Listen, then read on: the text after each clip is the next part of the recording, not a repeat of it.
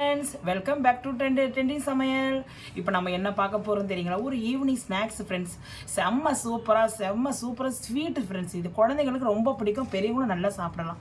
இது எப்படி செய்யலாம், இதுக்கு என்னென்ன பொருள் செய்தால் இந்த மாதிரி வரும், இதை பாருங்க நடுவில் பூரணத்தோடு நான் வச்சுருக்கேன் பாருங்கள். இதை பாருங்கள், இது பார்க்குறதுக்கு அவ்வளோ டேஸ்ட்டாக இருக்கும், சாப்பிட்றதுக்கு அவ்வளோ ருசியாக இருக்கும் சேர்ந்து சாப்பிடும் போது. இது நம்ம எப்படி செய்யலாம்னு சொல்கிறோம். இப்போ நம்ம வீடியோக்குள்ளே போய் பார்க்கலாமா? வாங்க போகலாம். Hi guys, welcome back to the trending சமையல்.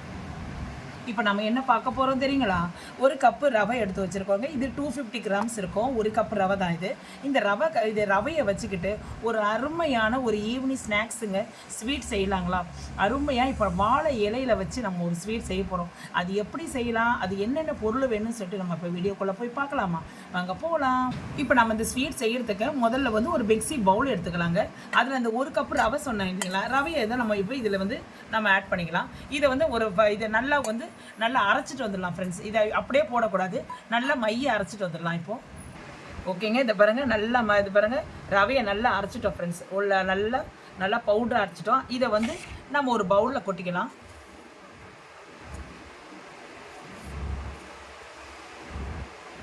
ஸ்வீட்டுக்கு எப்பவுமே ஃப்ரெண்ட்ஸ் கொஞ்சம் வந்து நம்ம உப்பு போடணும். உப்பு போட்டால் தான் அந்த சுவை கொடுக்கும். என்ன தான் நம்ம வந்து ஸ்வீட்டுக்கு போட்டாலும் உப்பு கொஞ்சம் போடணும் ஃப்ரெண்ட்ஸ். உப்பு போட்டுக்குங்க.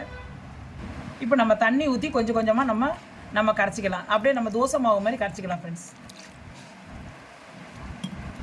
ஓகே ஃப்ரெண்ட்ஸ், இப்போ நம்ம வந்து நல்லா நம்ம கரைச்சிட்டோம்.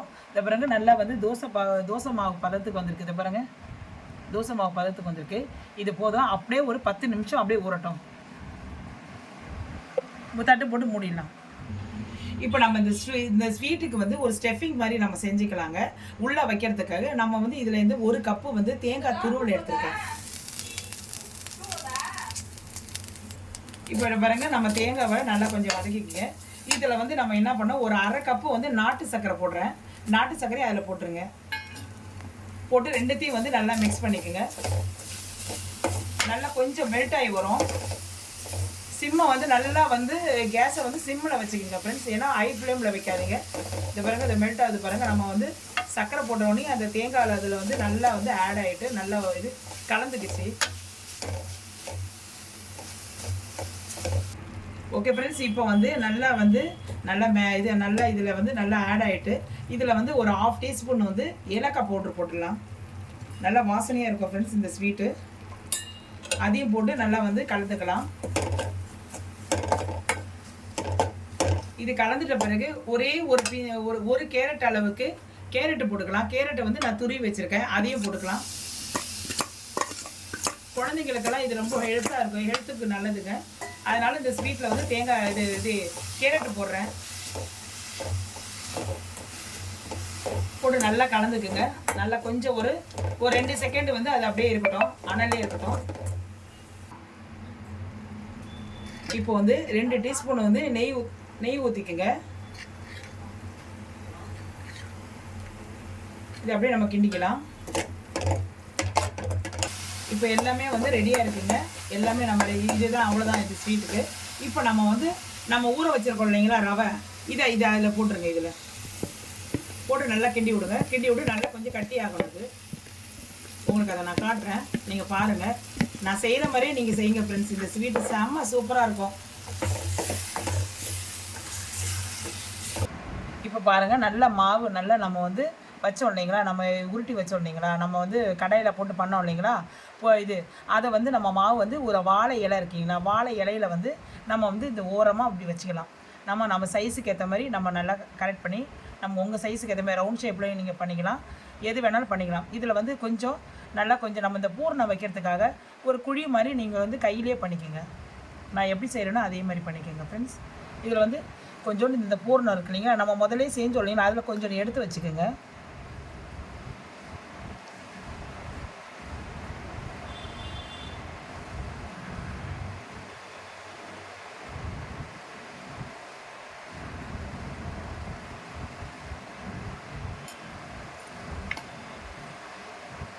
இப்படி இருக்கு இல்லைங்களா, இப்படி மடித்து இதை பாருங்கள், அப்படியே இப்படியே மடிங்க ஃப்ரெண்ட்ஸ்.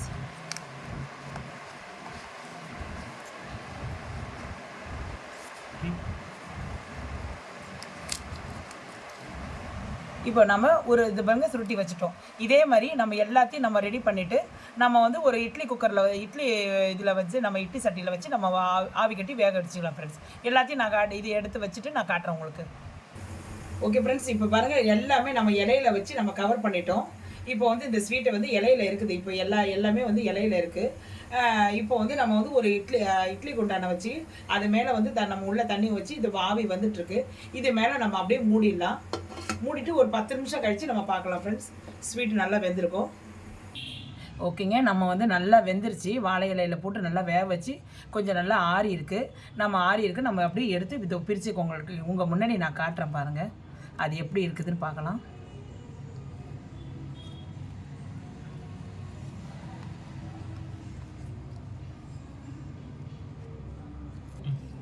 இதை பாருங்கள் எவ்வளோ சூப்பராக இது பாருங்கள். நல்லா வெந்திருக்கு பாருங்கள்.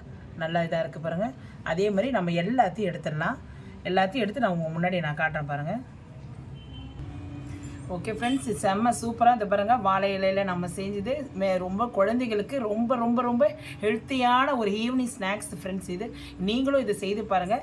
இது கேரளா ஸ்பெஷலு. இது வந்து நம்ம கேரளாவில் இருக்கிறவங்களாம் இது அடிக்கடி இதை செஞ்சு சாப்பிடுவாங்க.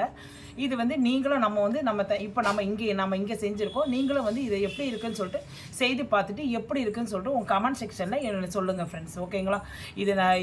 இந்த வீடியோ பிடிச்சிருந்தா மறக்காமல் ட்ரெண்டிங் சமையலுக்கு சப்ஸ்கிரைப் பண்ணுங்கள். சப்ஸ்கிரைப் பண்ண மறந்துடாதீங்க ஃப்ரெண்ட்ஸ்.